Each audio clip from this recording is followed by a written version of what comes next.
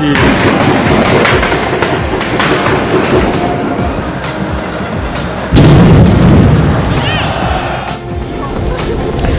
from Paris, this is a GHS News special report as 130 people are killed in terror attacks in the heart of France. 6 separate locations were targeted in the nation's capital, all in the space of one night. The worst attack took place in the Bataclan Theatre, where 89 people were killed. Video shows survivors of the attack running out of the back of the theatre as the gunmen reportedly executed people one by one. A pregnant woman is shown to have clung onto the side of the building, trying to hide from the attackers. This comes as footage emerges from inside of the theatre of the moment the gunmen stormed the concert hall.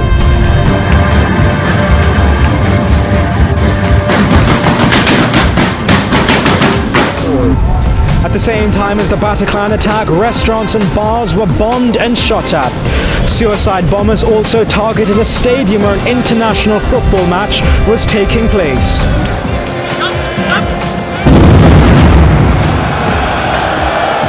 The French President François Hollande was in attendance of the game and had to be evacuated after the attack took place whilst he was inside. We'll bring the latest on this GHS News special here in Paris as the world mourns the victims of the Friday the 13th attack.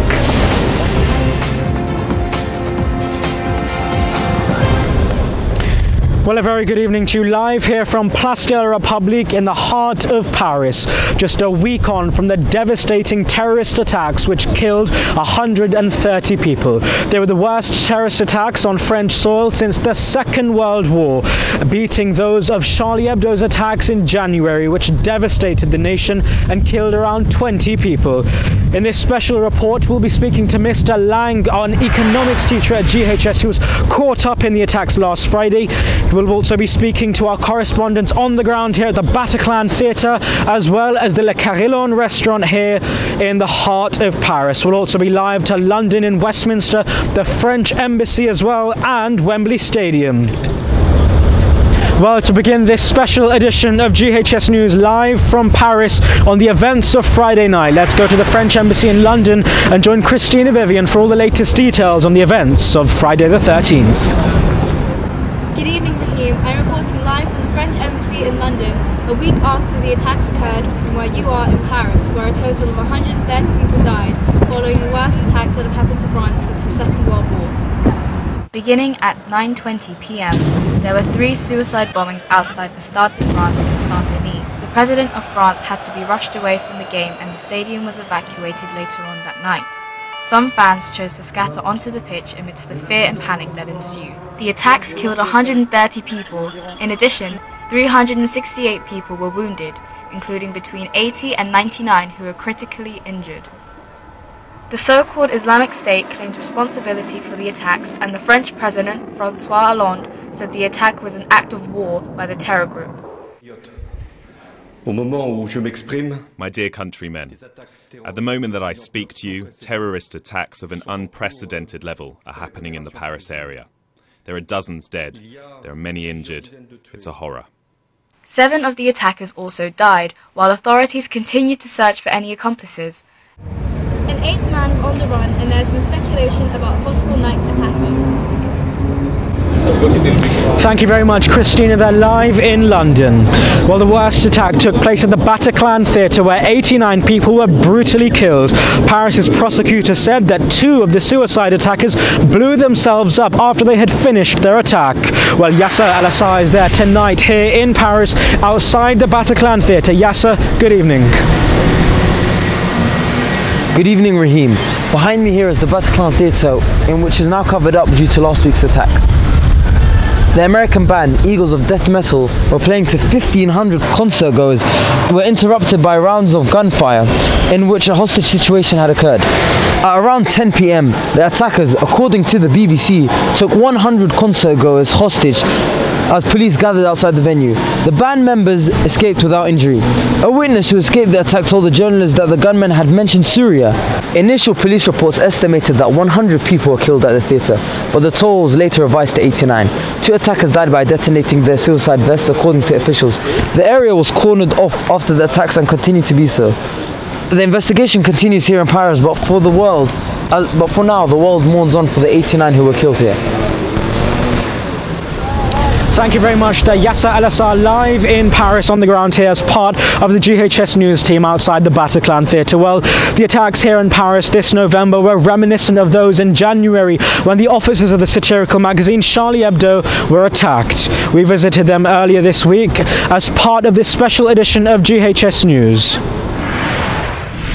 Well, we're now here in Allée Verte, which is a street, if you remember, of course, in January, which would have been the sites of the barbaric attacks on Wednesday in January. January the 7th was when the attacks took place. 11 people were shot dead at the Charlie Hebdo offices along this street. If you remember the media footage now, which was released by bystanders, it showed off the gunmen shouting out Allahu Akbar as they fired their weapons and claimed they were avenging the Prophet Muhammad.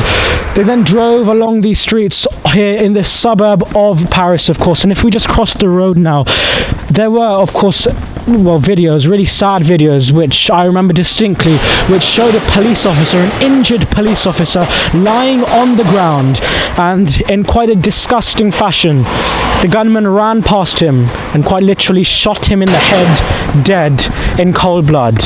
The attacks took place in January. They were reminiscent of those that took place this November when 130 were killed once again on the streets of Paris.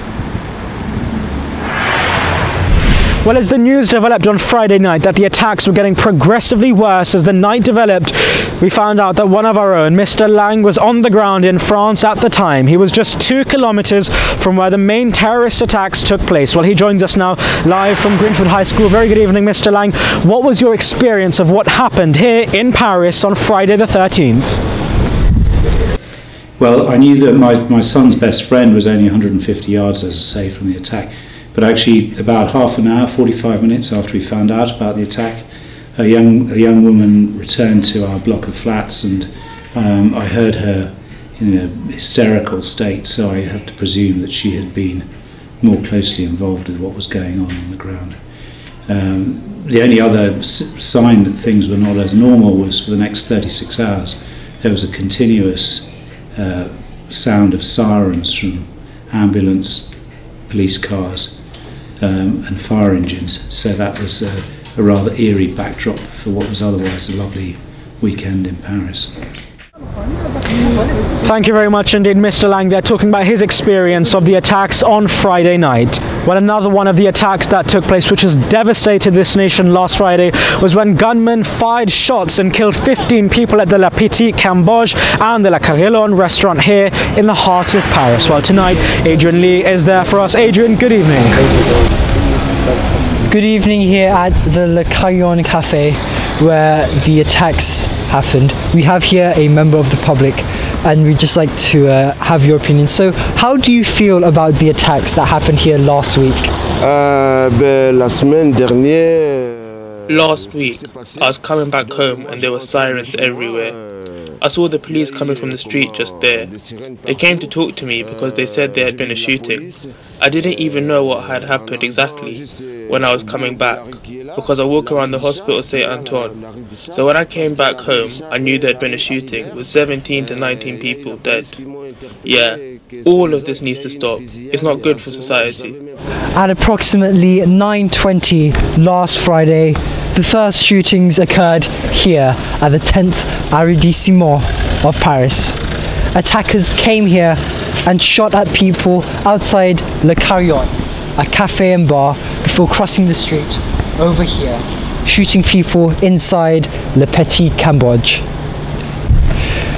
The shooting at these restaurants weren't the only ones that happened on the night, as 2 other restaurants were also attacked.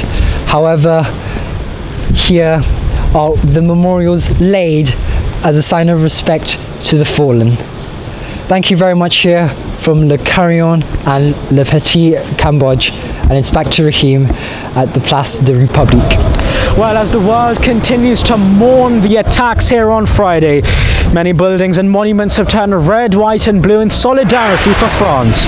Let's go live now to Amita Malik, who's in Wembley Stadium for us. Amita, good evening. Good evening, Raheem. I'm here live at Wembley Stadium, where for the past week Britain have paid tribute to those who lost their lives in Friday's terrorist attacks. The famous Wembley Stadium arch behind me was lit up with the colours red, white and blue to symbolise the French flag. At the next international football game that took place at the French stadium following the attacks on Friday, a 1-minute silence was held in honour of those who lost their lives. As well as this, fans also sung a song dedicated to the French nation. Football, of course, is at the heart of the attacks, as 3 suicide bombers detonated themselves outside of the French stadium. It is now believed that one had a ticket to enter and planned to detonate himself inside the stadium. Both David Cameron and Prince William attended the football match in a sign of solidarity for France. The rest of the world continues to mourn the victims of Friday's attacks. Thank you very much. They're live at Wembley Stadium for us. Well, it's now being reported that 19 nationalities were affected by this attack on Friday night, including 1 Briton who was killed. It's been reported by the Telegraph that 2 more students from Britain could have died. Well, let's go live to London now and join Maria Khan in Westminster. Maria, good evening. Good evening, Raheem. I'm here in London as the Foreign Office continues to look at Friday night's devastating attacks. It's been confirmed that at least 1 Briton was killed during the violence. Nick Alexander, a 36-year-old who was at the Bataclan selling merchandise on Friday night, was one of the 89 killed at the concert hall. The Briton who was killed at the theatre didn't stand a chance of getting out, said one of his friends who also works at the venue. His girlfriend, Paulina Buckley, broke down while she visited a makeshift vigil outside the French consulate in New York. She said he was someone who was the brightest person in the world and added, "I can't imagine my life without him." According to the Telegraph, 2 young British students are also apparently among the dead. But for now, Britain and the rest of the world continue to investigate and react to the events of Friday night. Well, that's all from us here at the Place de la République in Paris tonight. As a week on from the terrorist attacks, France continues to mourn by holding a memorial and vigil here in the centre of Paris. People are gathering tonight with flowers, candles and vigils. Songs are being sung across the French nation. Just so you know how shocked this nation is and how scared it is after those terrorist attacks last Friday, this is what happened here at the Place de la République, where I am standing on Sunday night.